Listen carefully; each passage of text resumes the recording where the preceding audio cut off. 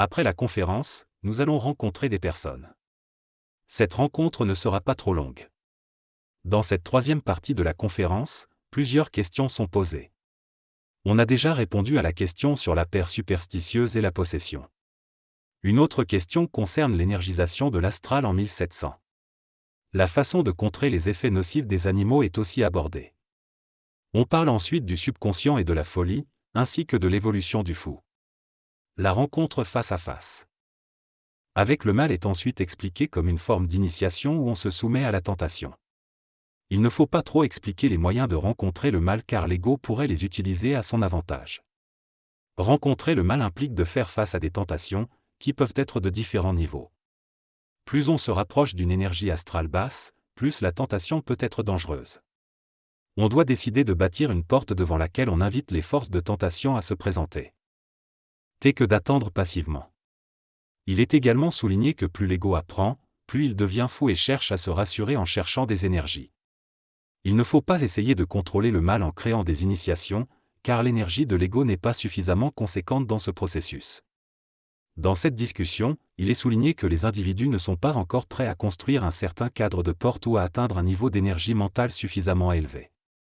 Il est également mentionné que, pour certains, l'ombre est préférée au soleil, car ce dernier peut causer des brûlures et est associé à une énergie évolutive dans le plan matériel.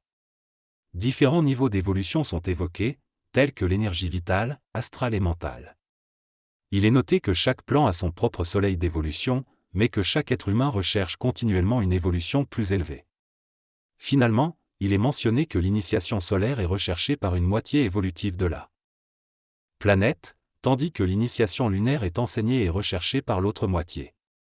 Selon cette théorie, il existe des énergies et des guides de lumière qui sont tous lucifériens, c'est-à-dire qu'ils sont enclins à obscurcir l'évolution de l'homme. Bien qu'ils aient une évolution plus avancée que l'homme actuel, certains d'entre nous pourraient les surpasser dans une même époque. L'objectif de ces êtres lucifériens est de permettre à l'homme d'absorber complètement la lumière des soleils, pour devenir lui-même un soleil. Cependant, si l'homme tente actuellement cette expérience, il sera consumé. Cette tendance obscure est particulièrement réactivée par l'enseignement de l'eau, principalement par l'Église catholique avec l'utilisation de l'eau bénite et le symbole du poisson. Le comte de Saint-Germain est présenté comme une entité luciférienne qui a réussi à se libérer de sa lignée génétique de Lucifer pour devenir une énergie obscurcissante. Il fonde des sociétés secrètes et énergise l'astral pour obscurcir l'évolution de ceux qui ne sont pas prêts. Les guides de lumière sont considérés comme dangereux pour l'évolution de l'humanité, tandis que les guides de l'obscurité sont considérés comme positifs. Les forces du mal cherchent à puiser de l'énergie chez l'homme, l'éloignant de la lumière et obscurcissant sa vision évolutive. Ces forces agissent de manière intelligente et leur plan échappe à la conscience humaine. Ainsi, le comte de Saint-Germain, devenu un être obscurcissant, est présenté comme un exemple de cette tendance. Le comte de Saint-Germain est un être mystérieux qui cherche à obscurcir la planète, mais sans puiser l'énergie de l'homme. Il ne peut pas contrôler l'énergie supramentale, contrairement à l'énergie luciférienne qui peut manipuler les énergies astrales. Lucifer, en tant que guide de lumière, souhaite mener l'homme vers la lumière car lui-même en a bénéficié. Cependant, de nombreux êtres qui dirigent l'évolution de l'humanité sont désormais du côté de l'obscurité, manipulant les guides de lumière. Les religions jouent un rôle dans la protection contre ces énergies et dans la conscientisation de manière sécurisée. Le comte de Saint-Germain occupe le rôle de gérer l'obscurcissement de la planète aux nouvelles énergies, car l'homme n'est pas encore prêt. Certains ont tenté de le tuer à plusieurs reprises, mais il a été protégé.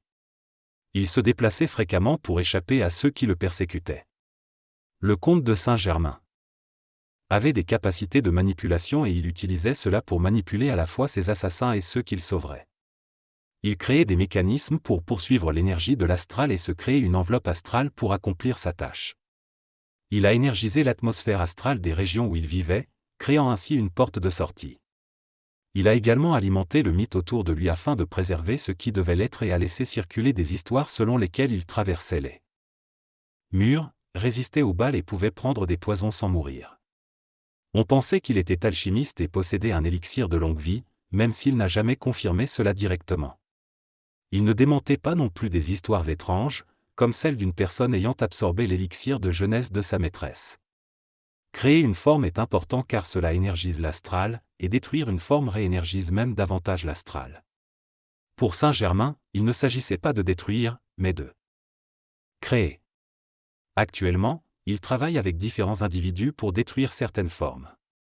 Dans le passé, il y avait des maîtres du temps et de la matière, mais nous atteindrons une époque où ces deux aspects seront réunis. Le conte de Saint-Germain a 9 fonctions particulières à accomplir. Le conte de Saint-Germain est souvent personnalisé, mais en réalité, il est bien plus puissant que les forces du mal. Il possède à la fois une main pour le mal et une main pour le bien. En connaissant ces deux aspects, on peut se libérer du mécanisme de l'astral et entrer en contact avec l'énergie supramentale.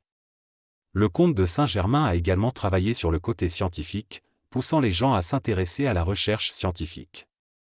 Il a eu plusieurs inventions à son crédit, mais celles-ci n'étaient pas destinées à améliorer le sort de l'humanité.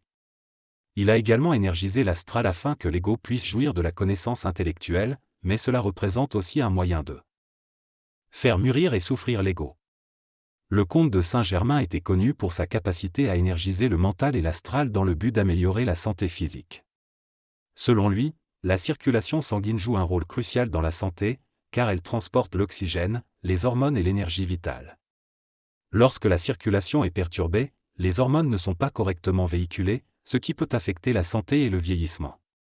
Les hormones sont régies principalement par l'énergie astrale et l'énergie vitale, qui sont transmises par le système endocrinien. Il est donc essentiel d'avoir une bonne circulation pour permettre aux hormones et à l'énergie vitale de circuler librement dans le corps. Sinon, les messages émis par ces énergies ne seront pas transmis efficacement, ce qui peut altérer le bon fonctionnement du corps. En conclusion, le comte de Saint-Germain considérait la circulation sanguine comme un facteur crucial dans le maintien d'une bonne santé physique.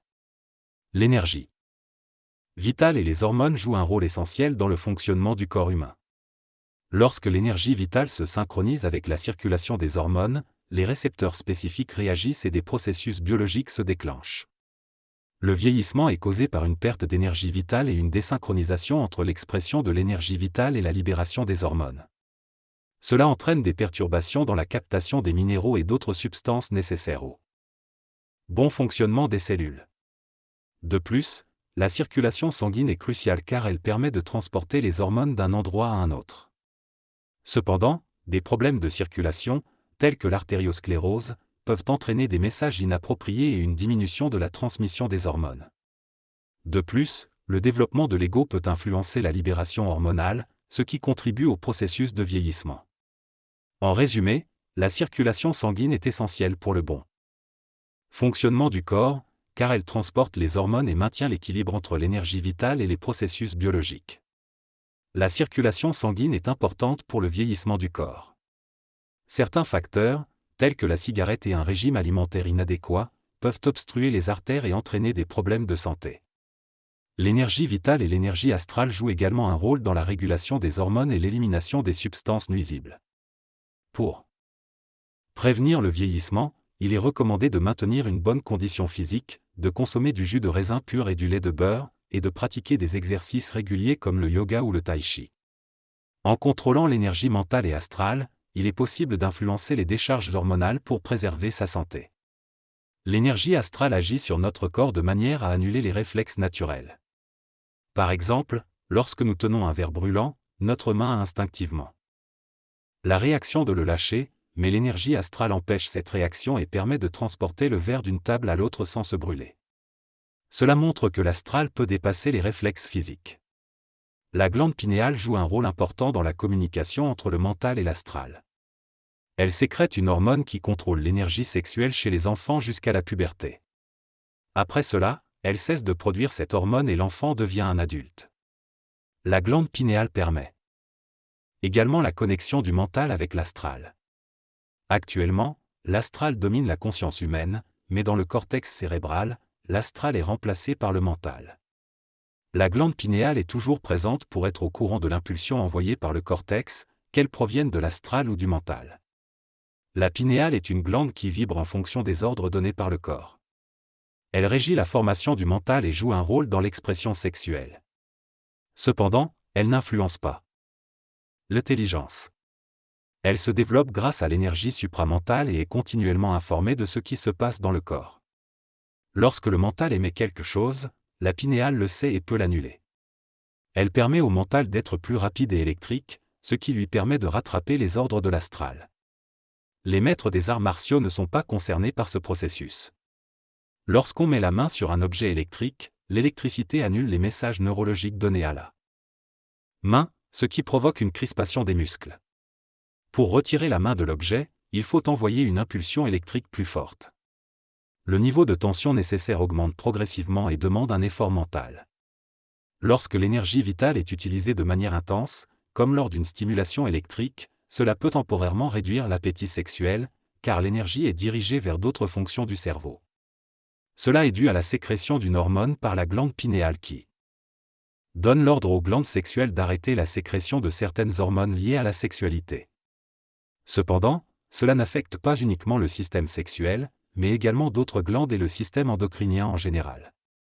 Dans le cas d'une transformation cérébrale, il peut être nécessaire de couper temporairement la sexualité pour utiliser l'énergie vitale disponible afin de construire ou de modifier le cerveau. Cela peut se produire lorsque l'énergie vitale n'est pas suffisante pour répondre à tous les besoins du corps. Le présentateur explique qu'il n'est pas nécessaire de devenir chaste et pur pour évoluer, car cela était une méthode utilisée dans l'Antiquité mais qui n'est plus adaptée aujourd'hui. Il mentionne que chacun a son propre niveau de gaspillage d'énergie et qu'il n'y a pas de culpabilité à ressentir à ce sujet. Ensuite, il répond à une question sur la façon de discerner si c'est le vent ou un voleur qui entre par une fenêtre ou une porte ouverte, expliquant que cela n'est pas important car seule la personne mal intentionnée entrera par cette voie. Il mentionne également la nécessité de se libérer de la manipulation et de maîtriser les énergies astrales spirituelles pour évoluer. Il conclut en disant qu'il faut comprendre l'intelligence de ce mécanisme, régler les problèmes qui se présentent, puis remonter dans les hautes sphères pour balayer